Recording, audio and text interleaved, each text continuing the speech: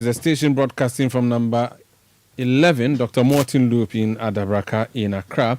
It's a quarter to 1800 GMT or 6 p.m. And you've been listening there to Vivian Kailoko Anchor, our coverage of the presentation of the media budget from the House of Parliament by the new Minister of Finance and Member of Parliament, the Honorable Dr. Mohamed Amin Adam, delivering the President's budget to Ghanaians through their representatives in the House of Parliament. You've heard a press conference. In case you're just tuning in, you may have missed that. We'll bring you everything, the key issues that arose from that presentation of the budget, which was very, very much delayed. The announced time of 9 a.m. or 10 a.m. did not suffice. It happened way around 3 p.m. this afternoon when the budget statement was delivered by the Finance Minister. He touched on a number of issues, a number of areas of the sector have been dealt with, and talks about the targets that they have actually set, and talks about the expectations for this year and also into the next year. So there are revisions of targets that have been set for 2024, which targets were set in the last budget. We'll be telling you which ones were set, which ones have been missed. We'll tell you about the decision to bring back tolls. You remember the controversial issue around the road tolls. The road tolls are coming back. The bridge tolls are also coming back. So if you're going to use the Adomi Bridge or the Sogakope Bridge or any of those other bridges that have been have tolls, for instance, the one on the Yapi River in the Savannah region, all those places you would be paying. So that's going to come back. But I'm going to just take you through a summary of the key issues that the Finance Minister raised today. Now, on the issue of road, the Minister said that 10 billion Ghana cedis had been invested in the road sector since January 2024. So if your community has been demonstrating over road issues, or you've heard that contractors have been complaining, the Minister has given a response to what exactly has been happening with the road sector, how much money has been sunk in there. 10 billion cedis, he says. My name is Umar Rusanda, and I'm here with Akosua Otri to bring you an abridged version or a special edition of Eyewitness News, which is starting some 15 minutes late. So let's go to Parliament now and bring you summaries of what the Minister of Finance, Dr. Mohamed Amin Adam, who is also Member of Parliament for Karaga, has been telling MPs. Focus first on roads. We've paid about 12 billion Ghana cedis to bondholders under our domestic debt exchange program since February to demonstrate our commitment to the program. Mr. Speaker, we've invested almost 10 billion Ghana cedis in the road sector since January 2024 to enhance transportation and spur growth.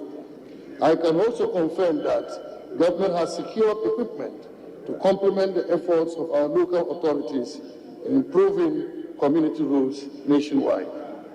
Mr. Speaker, in line with our commitment to infrastructure development, we continue to make progress on projects such as Konfanoti Teaching Hospital, Ofanko Nsawam Road, Keta Water Supply, Obichibi Lamte, and Flower Pot interchanges, the 3 bypasses on the Kumasi-Accra Highway, and the Tema and Pakadam Railway Line.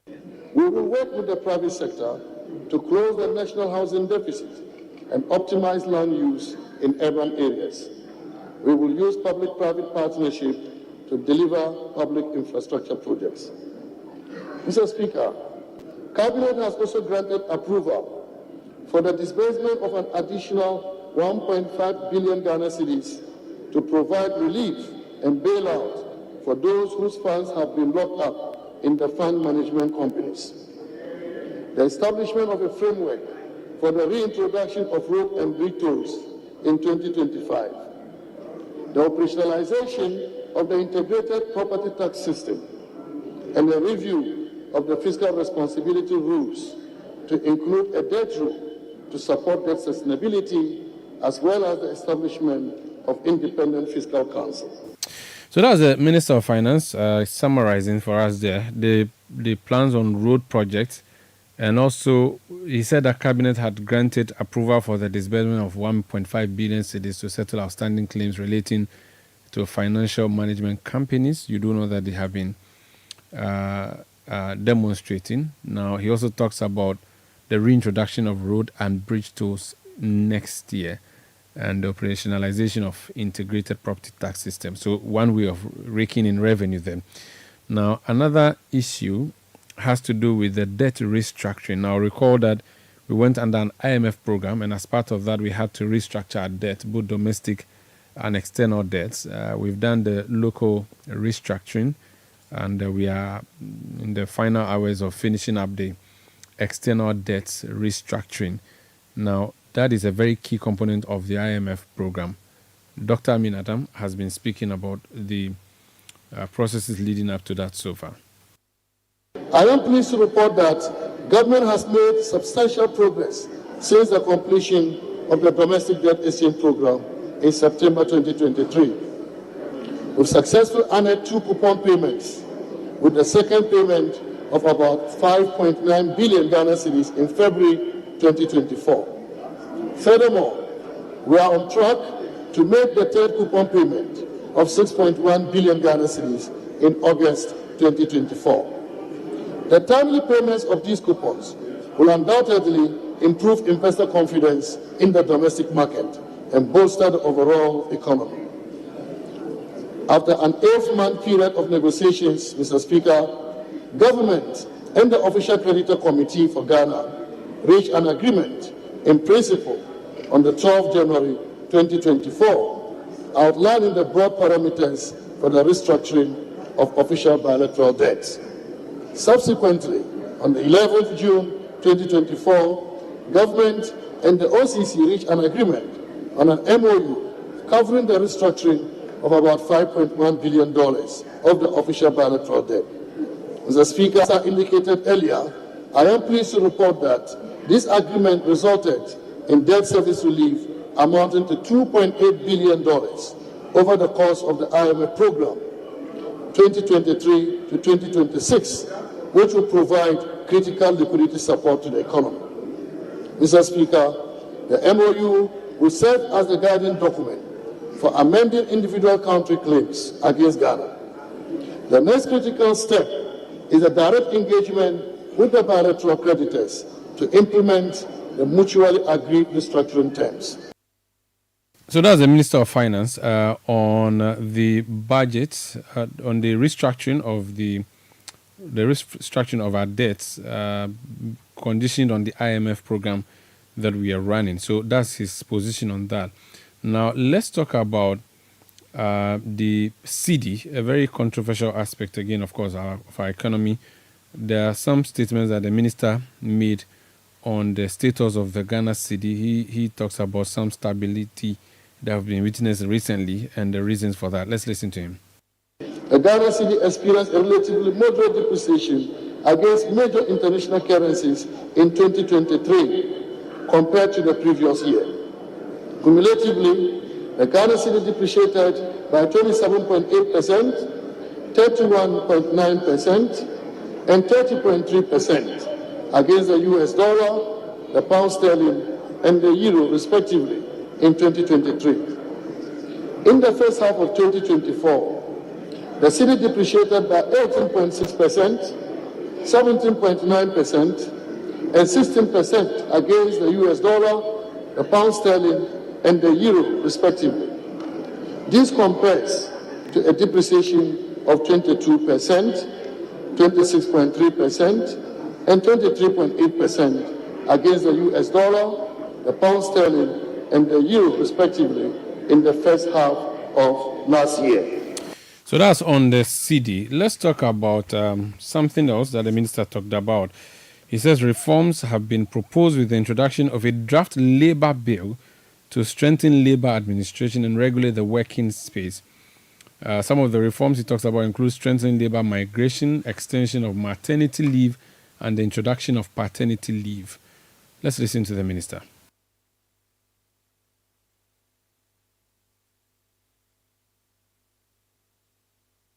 This Eyewitness News on 97.3 Citi FM. Forgive me for that lull in the air, let me now let you listen to the minister speaking on the new Labour bill 2024 that they intend to introduce.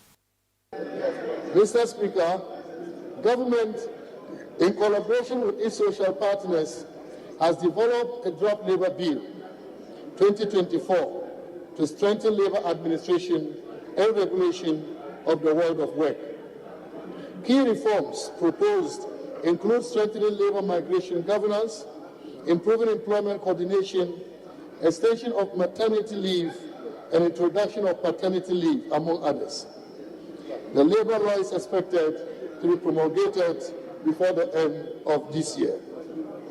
Government continues to reform and position the Youth Employment Agency as a facilitator of jobs for the teeming youth of our country.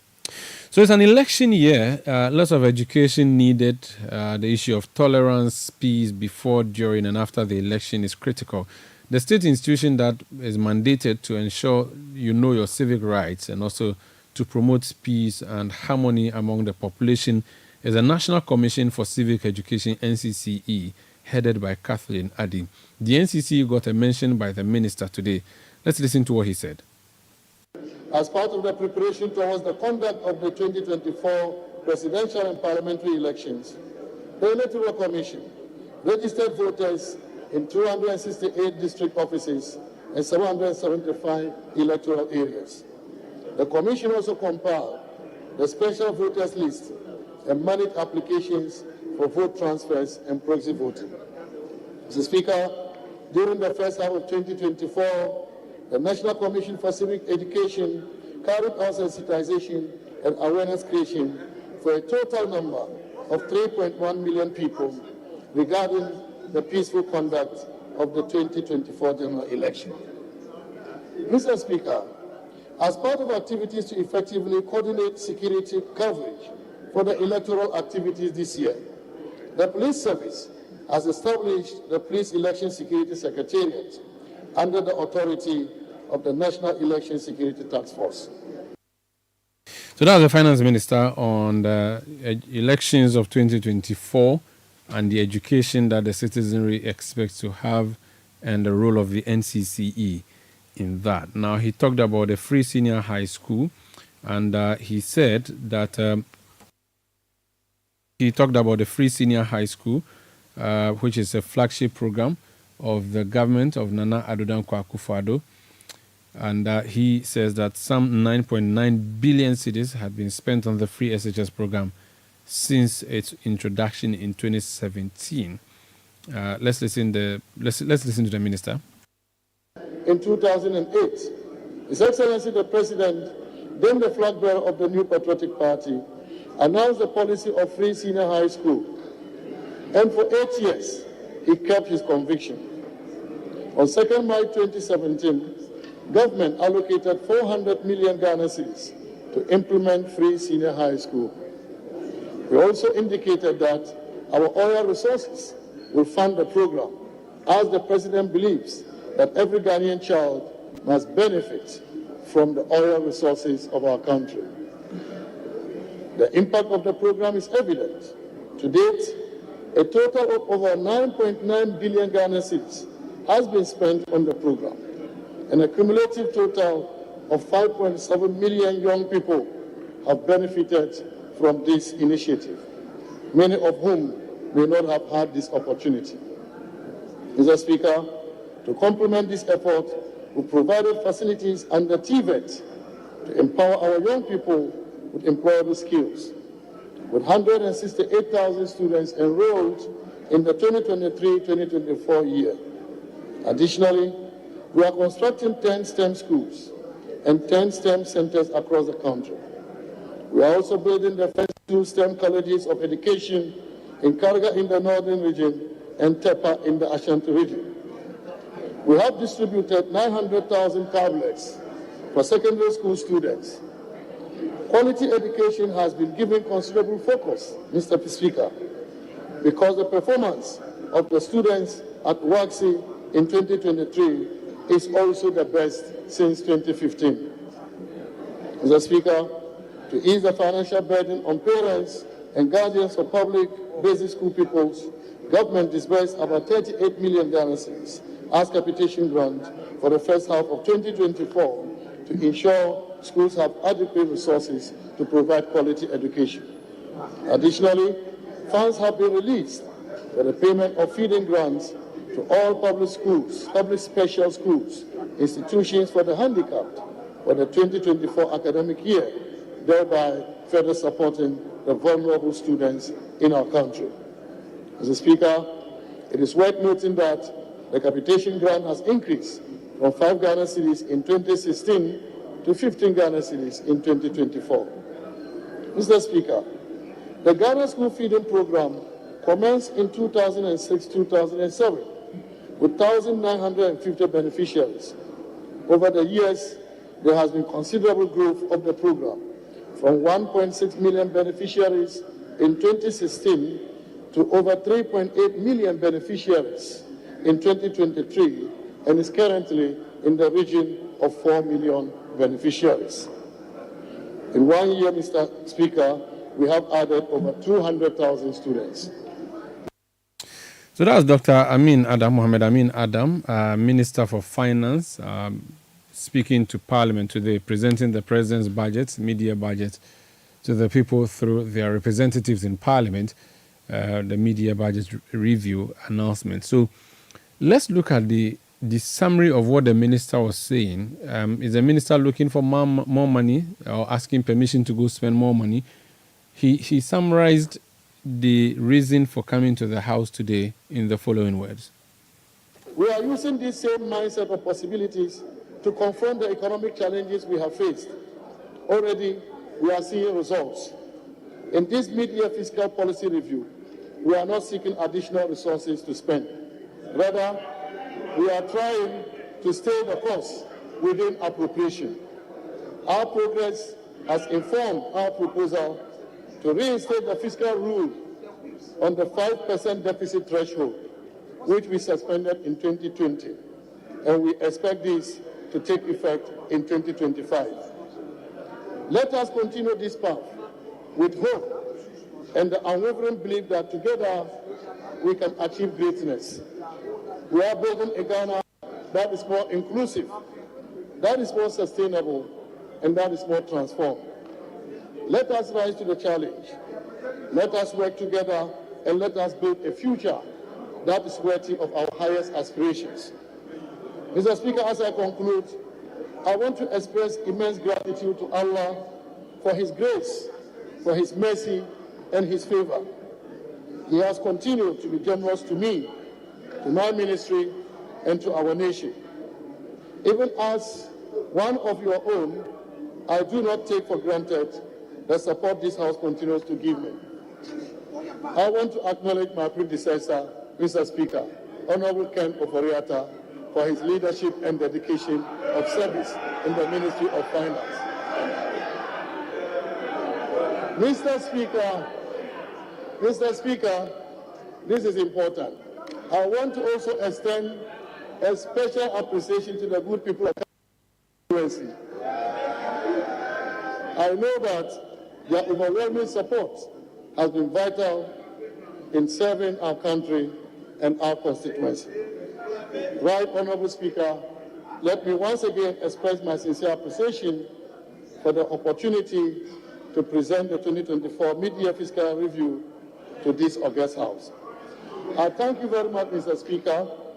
I thank you, honorable members of this great House, and may the Almighty Allah bless us all, bless our homeland Ghana, and make us great and strong. Thank you.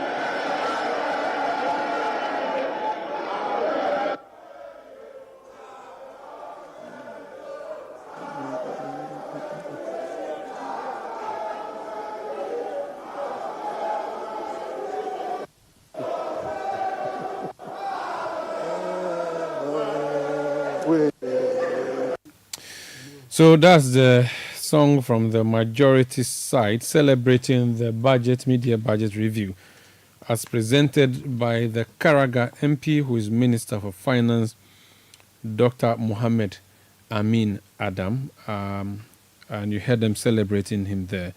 The cracks, he says, is coming to ask for more money to spend, and that's a summary of what he has said. Now, because the presentation delayed, there wasn't much work to be done in the House. Indeed, I think based on the rules, they can't even do the debate of the budget immediately it is presented, but comments can be made. Now, there were comments from former Majority Leader Osei Chairman Sabonsu. There were comments from current Majority Leader Honorable Alexander Penyo-Markins. There were comments from the Honorable Dr. Zaneto Ajiman-Rawlings, comment from Mahama Ayariga in the Chamber of Parliament today.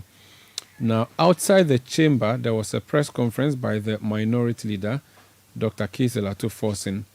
Let's listen to what his position, or the minority side's position, on the media budget review is.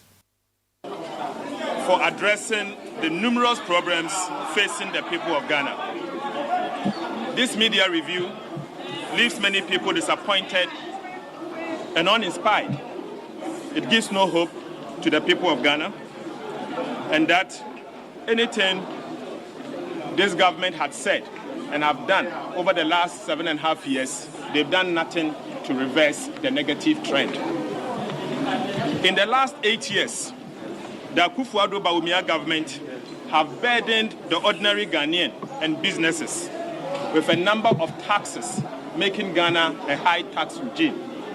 These taxes include e-levy, COVID levy, an effective VAT rate of about 22%, a distorted value-added tax regime, a betting tax, a baller tax, in other words, a sanitation levy, a high tax on petroleum product, an emission levy, a high import taxes, burdensome fees and charges across all sectors of the economy, and over 40 new taxes in the last 7.5 years. These burdensome taxes have made Ghana unattractive for investment and foreign direct investment. As a result, many Ghanaian businesses are relocating to Togo and Ivory Coast, among others. In fact, last week I heard of a company moving from Ghana to Benin Republic. Ghana has lost so many jobs opportunities as a result of the relocation of these businesses. This adds to the already high unemployment situation due to the fact that the government has failed to create new jobs. As a result of high import duties and levies at our port, Ghana is no longer an attractive gateway to West Africa. Our ports, particularly the Tema port, has lost almost 50% of its traffic, with its further job losses. Living in Ghana is now exceedingly difficult as the cost of living has now become unbearable. Ladies and gentlemen, many Ghanaians are unable to put food on the table for their families and loved ones. People can simply make ends meet. In fact, the that is the true state of our country. The high food prices are one of the major problems facing the people of Ghana today. Yet, this media review did not provide a roadmap to arrest the escalating food prices. Planting for Food and Jobs was a monumental failure, despite the billions of Ghana cedis that have been spent so far on the program. The greatest threat to our national security today is youth unemployment and food insecurity. These two factors are fueling the loss of confidence in our democracy, revealed in the recent Afrobarometer report on Ghana. Yet, this media review failed to address these two major concerns. At the very least, the NDC Minority Caucus expected nothing less than the removal or the abolition of the following new taxes: the e-levy, the COVID levy, the betting tax, the baller tax, the emission levy, the VAT on domestic consumption of electricity, and addressing the distortions of the value-added tax regime.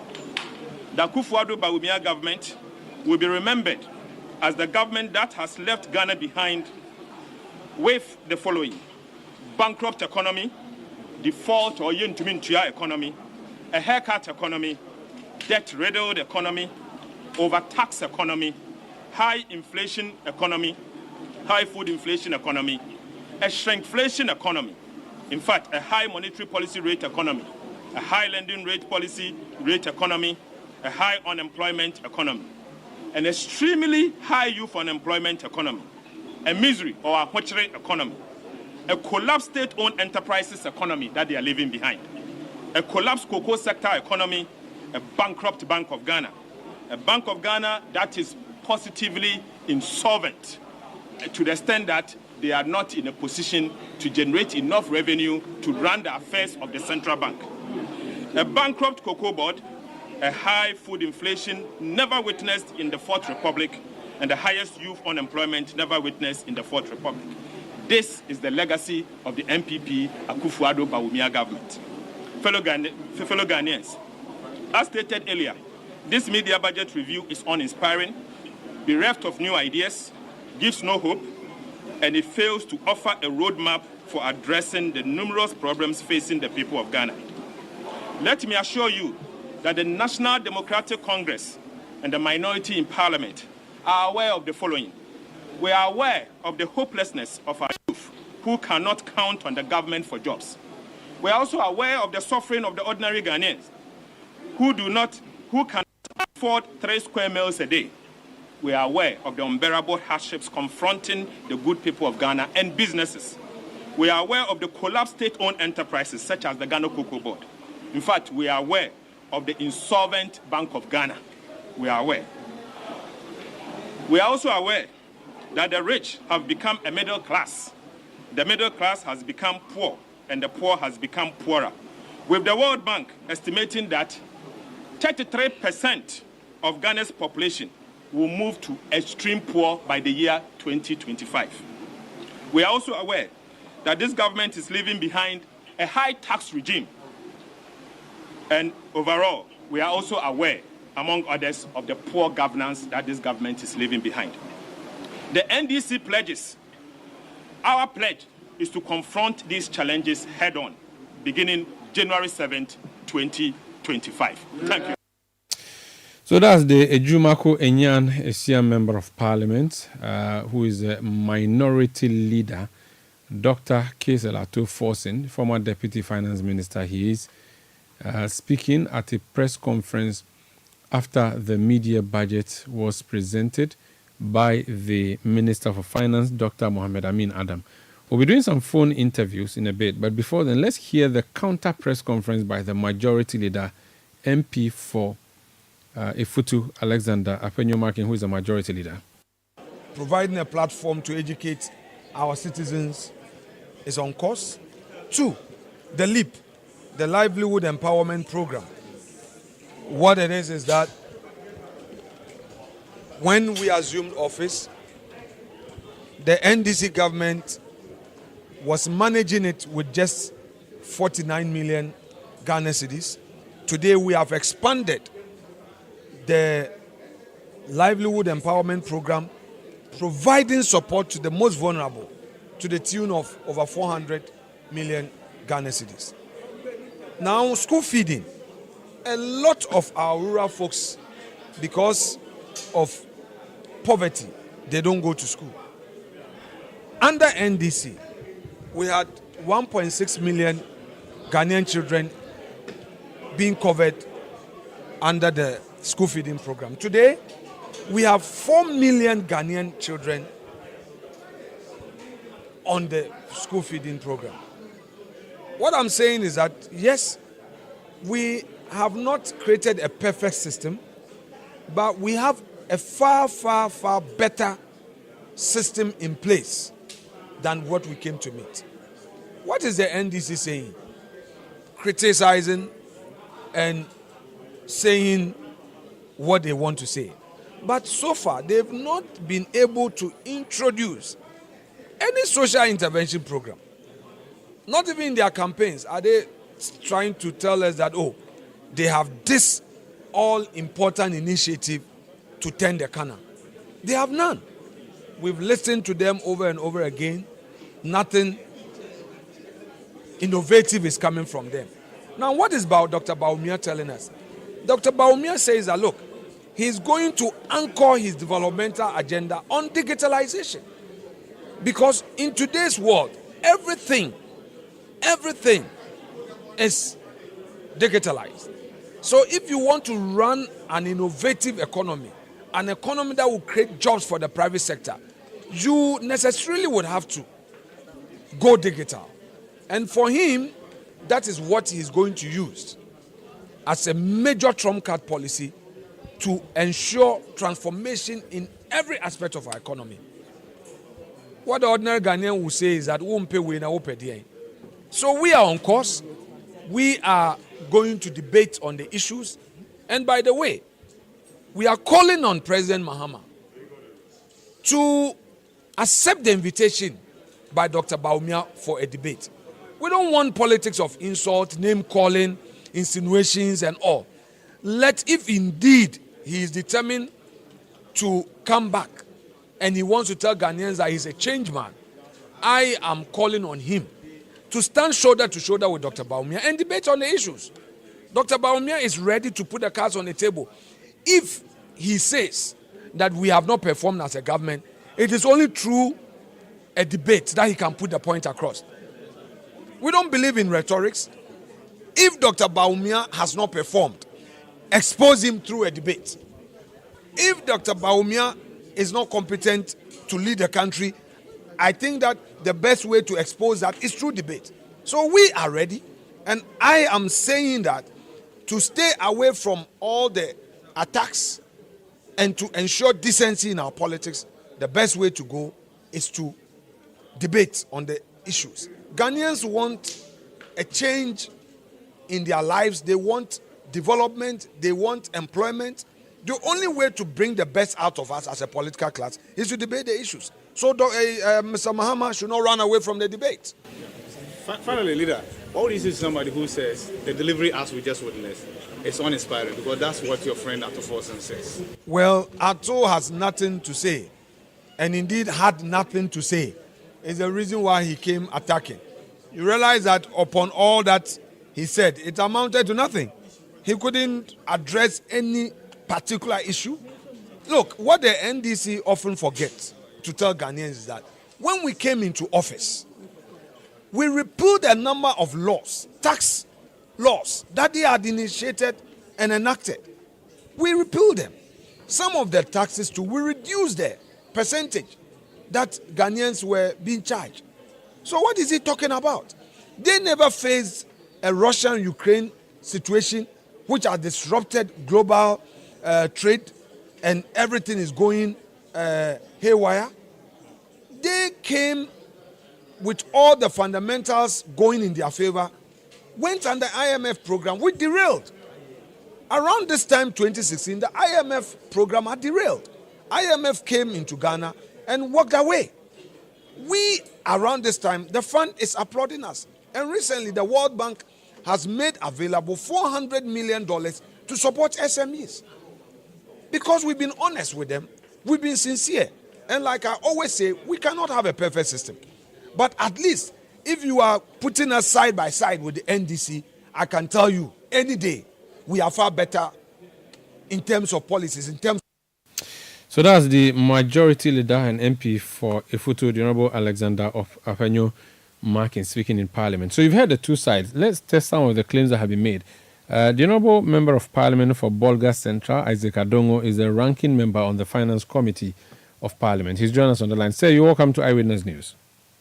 Thank you. Good evening to you and good evening to your listeners. Good evening to you. So the majority leader, the leader of your house, has spoken about progress that they have made in the economy generally and the social space. He talks about LEAP, the Livelihood Empowerment Against Poverty. When they came, you were budgeting 49 million cedis for that. They've moved it to 400 million. Now that's a huge leap. He talks about school feeding program. At the time you were in government, there was only 1.6 million children who were benefiting. That has been moved to 4 million children. Again, another huge one for the education sector. He talks about free SHS and, of course, says that so far, on all your claims and accusations that they are mismanaging the economy, you have been bereft of campaign messages to tell us how exactly you intend to fix that. What will be your response to these issues? Well, it's unfortunate you asked me to respond to my leader because he's really not knowledgeable in these matters. So I find it very difficult. I am not here to educate or tell anybody what social intervention is about. If you don't know social intervention, it is not my place to educate you at this point. That anybody would get up and say that the NDC government did not implement any social policy program. When you attend the hospital, is it a business? Is it a business you attend? Rich Hospital, when you go there, do you classify it as a private sector entity? Is it not social spending? When you attend FQ program, which was introduced all the way from Jerry John Rawlings, are schools also private entities, not social programs? So I'm not here to educate anybody who is ignorant about social programs. And for anybody who, at this level, would say that he doesn't know social programs, that is his own cup of tea. But be it as it may, Omaru, I want to ask a very, very basic question. Is it because of the 4 billion leap and the 8 billion, so some 3 or 2 billion he mentioned? Is that why they took 60 billion Ghana cedis from the Ghanaian investors, including pensioners? Is that why they took that money? You took 60 billion from people, and you are mentioning these type of figures. You have just recently deferred the payment of debt service to the tune of over 100 billion. What have you done with that money? When you are exiting government, the signs become very clear like it is, because it is very clear that when you come with a mid-year budget, 6 months to an election year and you exiting power, you cannot pinpoint one seminal measure that you would take to solve the suffering of the people. Then it means you are completely out. But let me say that my good friend Afenyo is aware that Ghanaians are not looking for rhetoric. You see, you can't keep giving excuses. The president kept giving excuses. Russia-Ukraine war, Russia-Ukraine war. Only the next day for him to arrive in Ukraine begging for maize and wheat from the people whose houses are being bombed. Where the bombs are landing, those people that on the basis of that you are trying to explain away your incompetence, you went to them asking for wheat and maize. And you want us to believe that that's the reason you have mismanaged this economy. But let me ask you, all that he has mentioned, where is the city at this point in time? 16 cities to the dollar. That is stability, that's progress. You still are buying diesel and fuel in the face of your obnoxious goals for oil. We are buying a liter at the moment for 15 cities. Is that the progress? Cost of living in Ghana is one of the highest in Africa. You call that progress? We are sitting here. Government cannot borrow money on the capital market except to borrow on treasury bills. Is that the progress? As we speak here, government is borrowing at an interest rate of about 34%, making it impossible for the private man to get cheaper loans to run their business. Is that the progress? So clearly, these people don't even know what it is. But he says that our flag bearers should come for a debate. In 2020, was it the reason why Akufo-Addo ran away from a debate? In 2020, was it because Akufo-Addo was clueless? Was it because Akufo-Addo was insulting? Why wasn't Akufo-Addo prepared to meet John Mahama in a debate in 2020? And now you are calling John. After you've messed up your career, you want to use John Mahama to resurrect the career, not because you are going to say anything. You are going to lie. John Mahama cannot lie like you lie. You are a champion of lying. You have a credibility problem. I will not subject my credibility to contest somebody who is a perpetual liar.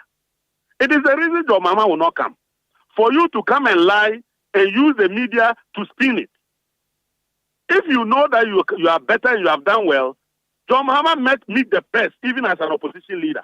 Why are you not meeting the press? Let them put the questions to you. Go and account to the press. Why do you want John Mahama to come before you can tell the people of Ghana what you are capable of doing?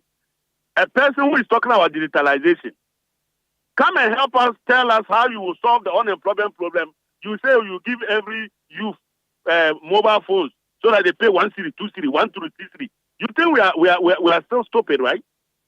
That you come and tell us those stories, one village, one dam, one that, one this. Now you look at the youth, there are many. We should go and promise them mobile phones. Go and buy an iPhone for 20,000 and pay 1 cedi, 2 cedi a month, and see whether by the time they finish paying, you will not be rotting in your grave. You will be gone. You think that this is the way we are going to solve the problems of our country? This is how we are going to address the excruciating cost of living problem? Is it the way we are going to address the problem of the unemployment of our youth who do not have jobs? Give them jobs, you say you give them mobile phones. How are they going to pay for the mobile phone, even the 1 cedi? What job are they doing? And this is the people you call vision people. This is vision. And you come and stand there and say that John Mahama doesn't know. We have proposed 24-hour economy. As we speak today, you have no policy that you have announced to the people of Ghana that Ghanaians are buying into. Nothing. You started with blue economy, you ran away from there. You started with digitalization. You are not telling us the digitalization, what exactly is entailed in the digitalization. We have told you that we will introduce an integrated digitalization program underpinned by the establishment of an innovation and digital fund. That is what it is not about just mentioning digitalization. Tell us what your digitalization entails. You cannot. You have been operating digitalization for 7 years.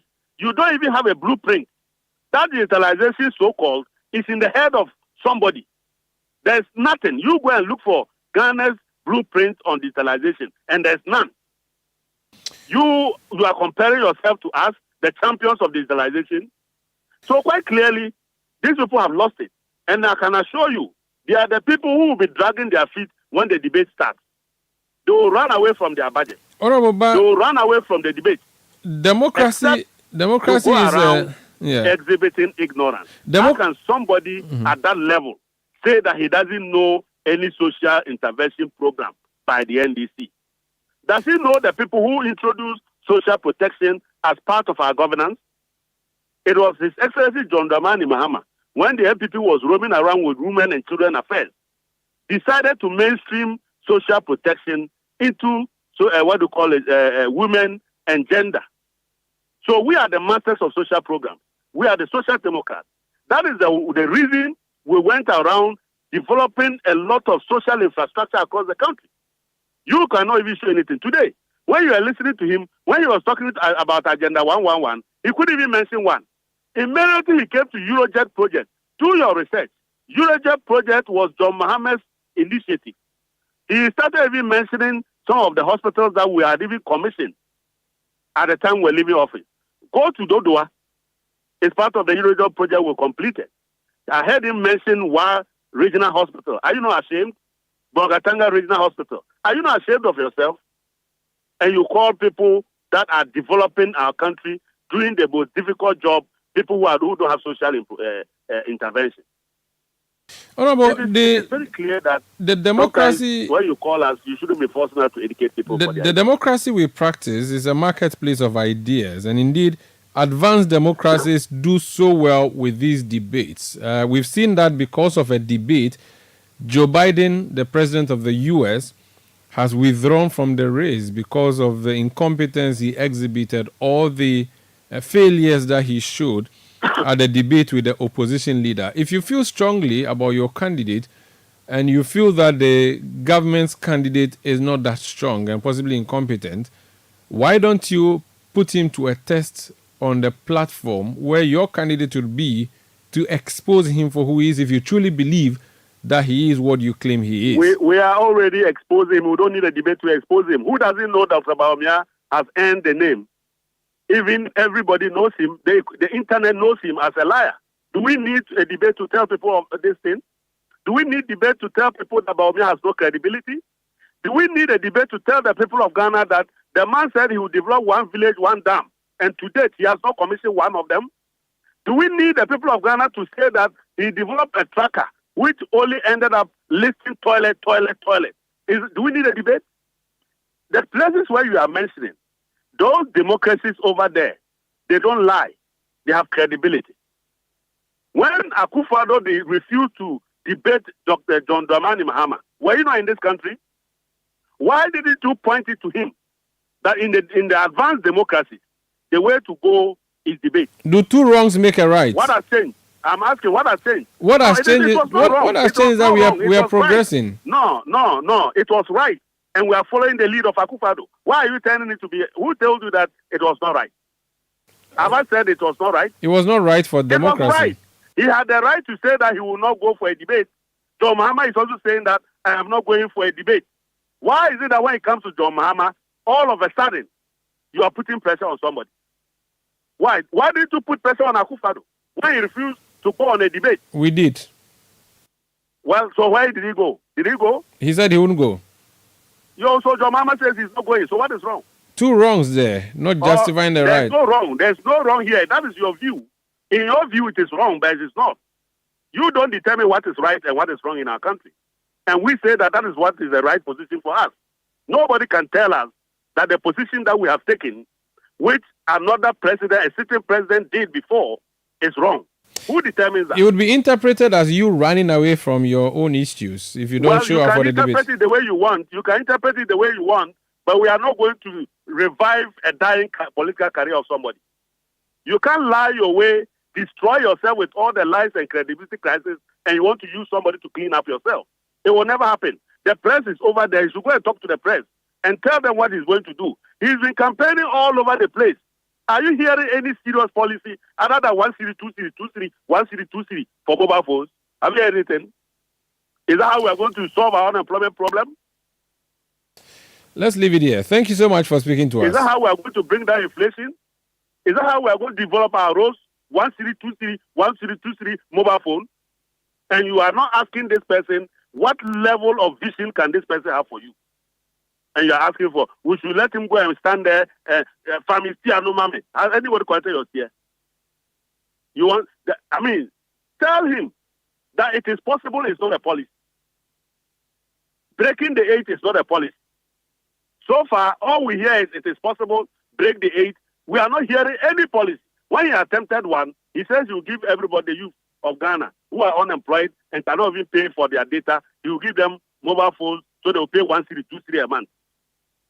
Why are we here debating this one? Let's end it here. Thank you so much for speaking to us. It's my pleasure. That's Honorable Isaac Adongo. He's NDC Member of Parliament for Bolga Central. He's the ranking member on the Finance Committee of Parliament. This is Eyewitness News on 97.3 Citi FM. We are coming to you from our studios in Adabraka, in Accra. We'll be back with more. Please stay. Eyewitness News. Be there as it happens. Attention, facility management professionals. Get ready for the event of the year, the IFMA Global Africa Conference in Ghana, August 1st and 2nd at the UPSA Auditorium, hosted by the International Facility Management Association's Ghana chapter. This is your chance to meet the world's top FM experts, thought leaders, and innovators. Immerse yourself in groundbreaking keynotes, interactive panels, hands-on workshops, and unmatched networking sessions. Explore the future of facility management in Africa's booming built environments. Don't miss out on the epic gathering of minds and ideas. The IFMA Global Africa Conference, August 1st and 2nd at the UPSA Auditorium. Be there. Proudly sponsored by Fides Group. To register or to sponsor, please call 0558 368 544. Are you feeling tired after a hard day's work? Have you lost your appetite even for your favorite dish? Viral Blood Tonic is a nutritionally balanced, pleasant-tasting tonic fortified with iron and vitamins to boost your appetite and energy levels for high performance. Viral Blood Tonic, easy to take and good for the whole family. Viral from Danex Iting Starwin PLC. If symptoms persist after 48 hours, consult a physician. This advert is FDA approved. Hey, managing a business is not easy. I mean, all the beyond boss or CEO, entrepreneur, it takes hard work and a whole lot of please come and buy. Me, I'm getting tired though. I mean, I care about my business, but this stress and sleepless nights, hey! Dentina, won't MTN SME month no be. Yes, yeah, fine pound. See, Bra Enoch, who sells electronics on our junction, he participated last year and he got a lot of expert advice and some tech things be that has made running his business very easy. Because it's like he's not part of us. It's time to take your business to the next level with modern tools and solutions designed with you in mind. Join MTN Business this July in Accra and Kumasi as we partner with SMEs for growth. Visit mtn.com.gh/business or call or WhatsApp 0244 308 111 for inquiries. MTN. Get the details. Every significant financial transaction, every market movement, and all the policies that affect your business. Citi Business News. Be informed. Time now for Citi Business News on Eyewitness News, brought to you by GCB Bank PLC. GCB Personal Loan, make that big move and dream a reality. My name is Akosia Oche. The details now. The Finance Minister, Dr. Mohamed Amin Adam, has announced some revisions to Ghana's key macro-fiscal targets for 2024. While presenting the mid-year budget in Parliament earlier today, the minister stated that the government has maintained the end-of-year inflation target at 15%. While in addition, the overall GDP growth rate has been revised upward from the initial 2.8% to 3.1%, while the non-oil revenue GDP growth rate has also been adjusted from 2.1% to 2.8%. Dr. Amin Adam asserts that this revision reflects both domestic and global economic developments. Key revisions to the macro fiscal targets for 2024 include overall real GDP growth rate revised upwards from 2.8% to 3.1%. Non-oil real GDP growth rate is revised upwards from 2.1% to 2.8%. Growth in GDP deflator scaled down from 20.2% to 17.5%. Nominal overall GDP has been revised from 1.050 billion Ghana cedis, that is 1 trillion. That was Finance Minister Dr. Mohamed. That was Finance Minister Dr. Mohamed Amin Adam. Let's still stay with him because he announced upward revisions to the country's total revenue and grants downward revisions to total expenditure. All the total revenue and grants for 2024 have been adjusted upward by 0.5% to 1,777 million Ghana cedis, which is 17.4% of the GDP. The revision reflects an increase from the original 2024 budget target.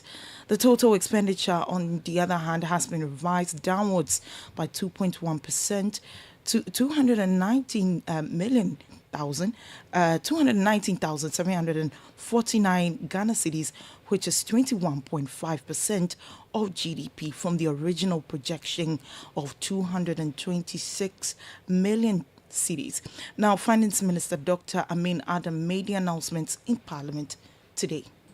Finance will deepen engagement with both GRA and relevant stakeholders to effectively implement policy, administrative, and regulatory measures to ensure that the revenue targets are met. Mr. Speaker, to broaden the tax base, a simplified digital solution for the operationalization of the modified taxation scheme will be deployed, as well as an electronic bookkeeping system. Additionally, 2,000 more taxpayers will be onboarded onto the electronic invoicing system, the EVAT system, by the close of the year. GRA will also continue with the cleaning of the taxpayer register and onboard more taxpayers onto its electronic systems to improve the taxpayer experience and compliance. In addition, GRA will continue to enforce and enhance data sharing with other tax jurisdictions to boost revenue mobilization. Finance Minister Dr. Mohamed Amin Adam. Let's move away from the budget and move away to the National Petroleum Authority because it has refuted claims that it is impeding the operations of LPG marketers in the implementation of the cylinder recirculation module. The LPG marketers say their request to mount cages in all LPG stations across the country to support the policy by distributing cylinders among other demands was vehemently turned down by the NPA. However, the CEO of the NPA, Dr. Mustafa Hamid, maintains that contrary to the concerns of the LPG marketing companies, the government has been helpful by creating an enabling environment for the LPG businesses to thrive. Well, he made these remarks on the sidelines of the climax of the Ghana International Petroleum Conference. CRM has come. We are very supportive of them. A lot of them, they have facilities that are very, maybe 2 years, 3 years old and so on. We've been kind enough to grant them up to 5 years to operate and recoup their interest or their profits before we completely roll over into CRM. So the government is not insensitive to their businesses at all. There is no animosity as far as I'm concerned. If they want to take even 10 years, they can do it. But whether 20 years or 30 years, there will be a time when there will be no filling stations. I mean, really and truly. Chief Executive Officer of the National Petroleum Authority, Dr. Mustafa Hamid. Now, the Ghana Association of Savings and Loans Companies has partly attributed the high non-performing loans recorded in 2023 to health workers and other public sector employees traveling outside the country. It also cited other factors such as difficult economic environment as contributory factors to loan payment defaults. Executive Secretary of the Ghana Association of Savings and Loans Companies, Cheneboa Kudia Boache, in the sideline interview with the media at the association's annual general meeting, called for interventions from embassies to curb the menace. What we have seen is that some people will come, they are teachers, they are nurses, they are doctors, they work in the government sector, and they qualify for the loan. And so long as you qualify, we for the benefit of the hindsight, we give you the loan. But immediately they take these loans, then you see them exiting the country, especially the nurses for that regard. And so we are constantly monitoring these people. One of the things that we may want to suggest to other stakeholders is that the embassies, they need to also, if somebody is a government worker and he's exiting this country, maybe he's relocating, there should be an evidence that you don't owe. And if you owe, there should be an evidence that you have made reasonable provision to pay off your loan with your financial institution. Otherwise, Executive Secretary of the Ghana Association of Savings and Loans Companies, Cheneboa Kudia Boache. Meanwhile, Governor of the Bank of Ghana, Dr. Ernest Addison, has bemoaned the deviation of savings and loans companies from their core mandate.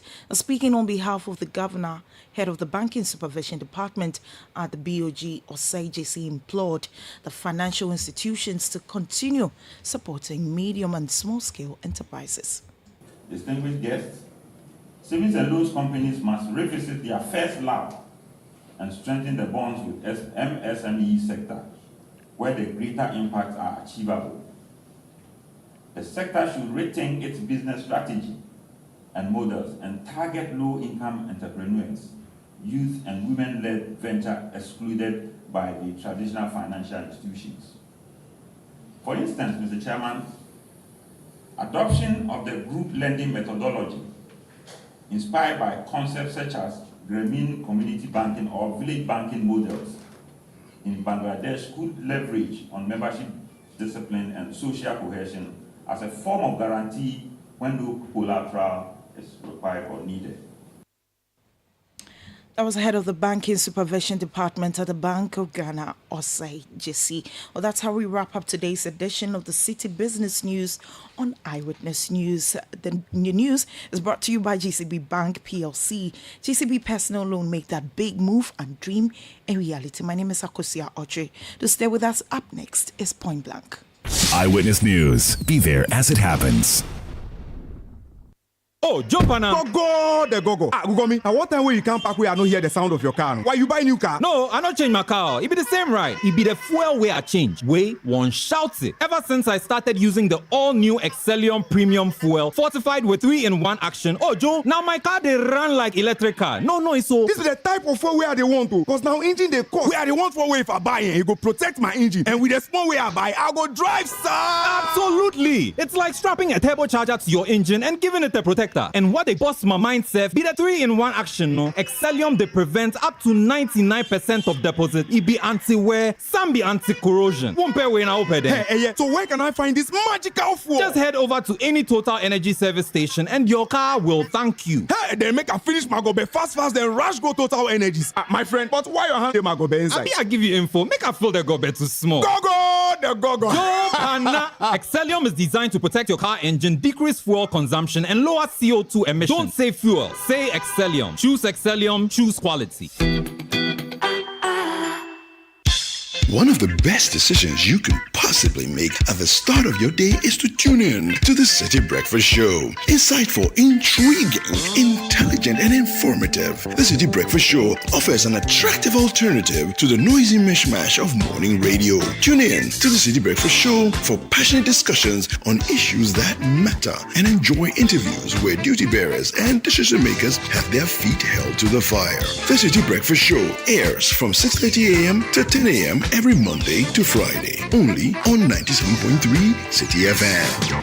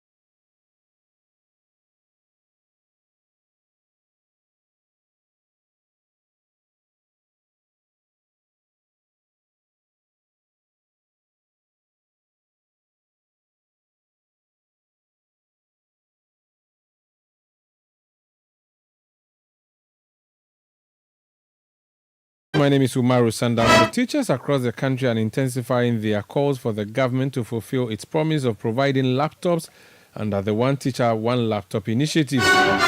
We're told there was a meeting yesterday by the National Council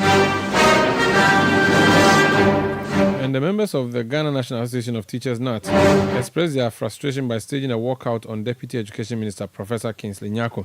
Let's speak to the president of NAGRAT, another association in the teaching space, Enjo Kabunu. You're welcome to Eyewitness News. Thank you very much, Umaru. Were you also part of, or were your members part of this meeting with the deputy minister on this One Teacher, One Laptop matter?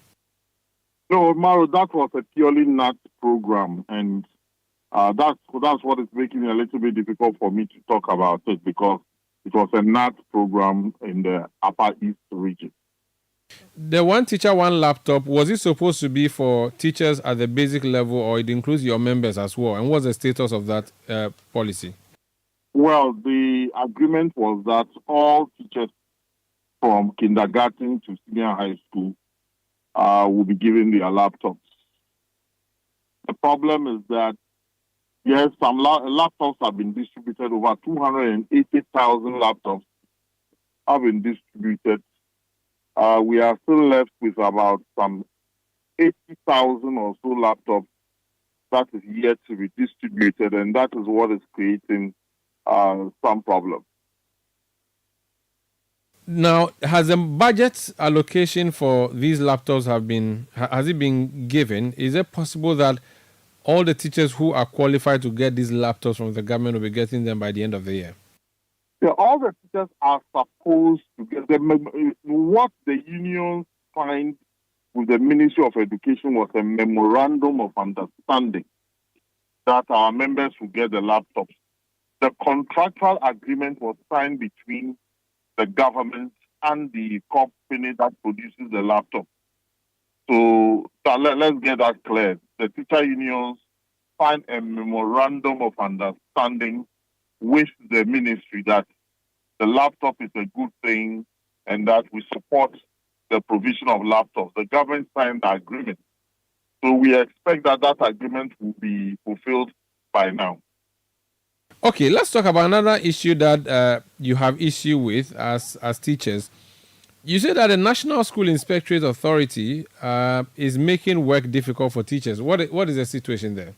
In fact, we are even questioning whether the current structure and existence of NASIA, that is the National School Inspectorate Authority, is even relevant to our operation. Because it looks as if the leadership of NASIA have a difficulty in understanding how education is run and operated at the pre-tertiary level.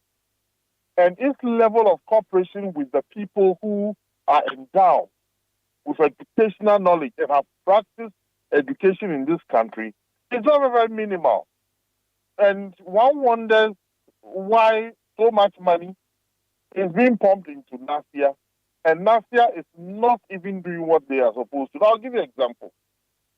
Look, one, NASIA is responsible for collecting fees and charges from schools.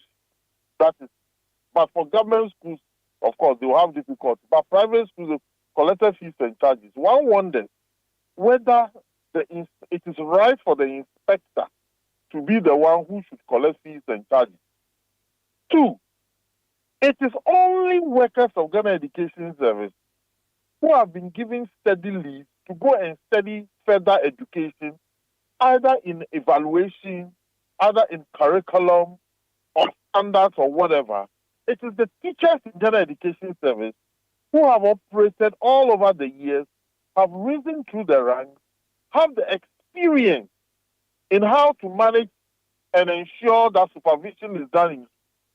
So when you have an agency called NASIA, and you are not using these materials that have been trained by the taxpayers' money, under the guise that the NASIA is as an independent agency and it can operate by the way or whatever way it likes, because we have a huge number of trained people within the Ghana Education Service who could have been seconded to help in the supervision work.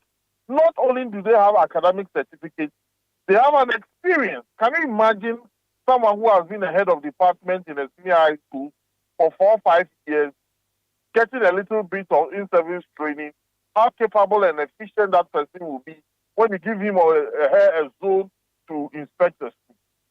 So, and then again, I have never seen the report that NASIA is supposed to bring out quarterly on the inspection work that they have done. It looks as if the leader of NASIA as at now does not understand the job that is being given to her. And we humbly plead with the government to change her and get a more competent person to manage NASIA and see how we operate in that. In fact, it is one agency that is not having any effect on education delivery at all. So is it the institution NASIA that is incompetent or the head that is incompetent? And when you say incompetent, what would be the specific definitions? Well, I'm related. Hello, Angel.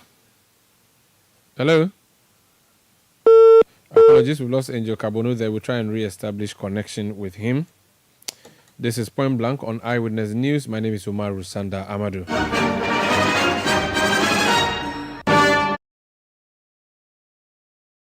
National Association of Teachers, NAT, yesterday in Kumasi. They had a meeting with the Deputy Education Minister, Professor Kingsley Nyako, and they staged a walkout. Let's listen to some of them. As recent as just last week or last 2 weeks, when I decided to go around for the BEC monitoring, I was attacked by my teachers because I'm the one they voted for and I'm the one they know as their chairman. So anywhere they see you, they even attack your personality, your dignity. We just came into NAP to serve. We didn't come to come and soil our image and our dignity. So for somebody's inaction, for me to be suffering to the extent that it affects my personal dignity, it's a bad decision. Very bad. BEC monitoring that we went, the invigilators, most of them being teachers, and the teachers around, decided to attack me just because they felt I am their chairman and I am to make sure that they get their laptops and they've not received it. So I am the cause of they not receiving their laptops. So as for that, and their insults, they attack you, insult you personally. If for nothing at all. So that's one of the many teachers who walked out on the Minister of Education yesterday. Let me go back. I think we have Angel Kabonu back on the line. Angel, I was asking you to define incompetence and whether the incompetence you talk about is of NASIA as an institution or the head of NASIA. Well, I'm saying that the institution. Hello, Angel. Can you hear me? Yes, I can hear you. Please proceed. Yes, I'm saying that the leadership. In fact, I don't even want to get into the personal issues that are happening within that agency. The leadership style, those are very problematic, and we've had a lot of reports. But let's rely on the institution. Since this agency was formed, it has never even had any meeting with the representatives of the teachers in this country, and I'm talking about the unions. There's not even a single meeting. We have reached out to the leadership, we've reached out to the head of NASIA all these years, and we are talking about some 6 years now, zero, no meeting. They operate, for example, Umaru, if somebody wants to come and supervise your job at Citi FM, that person ought to be a journalist of a higher caliber than you. So the question is, when you send someone to the school to supervise the work of a teacher, the question that is asked is, what is the credential of the person you send to the school? Definitely, the person should either be at par or above the teacher that you are going to supervise. So it calls for the type of personnel that you are working with. And I'm saying that personnel that you need to work with abounds in the Ghana Education Service. So all that you have to do is to establish a collaboration with the Ghana Education Service, and those personnel will be at your service. But you will have to recognize that these personnel are professional. So we are having serious problems and challenges. Angela, I was under the impression that NASIA dealt only with private schools at the basic level. Is that correct? It's wrong, because you see, the reason why a lot of people are under that impression is that is where she goes to collect their fees and charges. That is where she goes to, and the percentage of private schools in this country as compared to public schools is very, very small. But because that is where they collect their fees and charges, something that we question, because we don't see why the inspector should be collecting fees and charges at the same time. Can Parliament intervene in this matter, knowing that the fees and charges, at least for university students, is approved by Parliament? As a matter of fact, we will have to go for some review in the coming days so as to correct this anomaly. Let's leave it here. Thank you so much for speaking to us. Tomorrow, in the coming days, yes, we'll be issuing a statement on this NASIA problem. Thank you very much, Omar. Thank you so much for speaking to us. That's Angel Kabonu. He's president of the National Association of Graduate Teachers, bringing to an end Eyewitness News for tonight. My name is Umaru Sandamado. I did this with Akosia Ochri. Production by Kobna Wilson, Sami Wiafi, and Beverly London. The technical support came through from Emmanuel Latte of the technical team of Citi FM and Edwin Kwakofi of the new media team, supported us from the new media side of things. We'll be back tomorrow at 17:30 GMT. Thank you for listening. Have a good night.